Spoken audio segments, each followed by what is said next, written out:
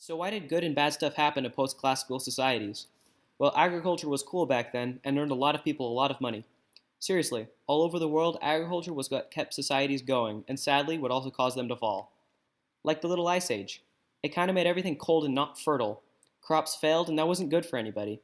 It killed like 75 million people or something.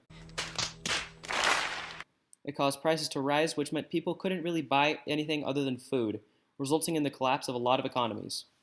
People also had to run on less food, which compromised their ability to do stuff well. People became more susceptible to illnesses, which essentially created an annoying downward spiral of bad. People depended directly on agriculture for their lifestyles, and therefore, the weather. This phenomena also damaged trade, since people weren't able to grow certain crops which they traded, resulting them in not getting the stuff they needed from other places. Another bad thing that happened to trade was the fact that the biggest man-made canal, the Grand Canal, started drying up, resulting in people not being able to transport goods across it.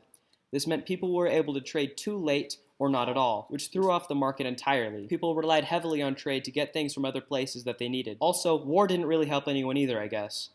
Going to war created higher taxes for people who couldn't really afford to buy anything else anyway. This led to citizen revolts, which are also notoriously bad for societies. This can be seen when taxes on bread went up in Europe during many years of war, which people obviously didn't like. War did, however, benefit societies as well sometimes. The Manchurians, for example, saw that their water was drying up due to the Ice Age or whatever, and so they decided to invade China for their water.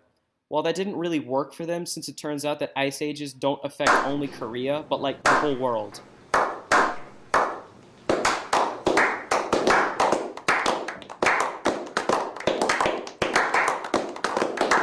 This does show that their intents would have been beneficial for their own country, given that war is generally fought for resources anyway.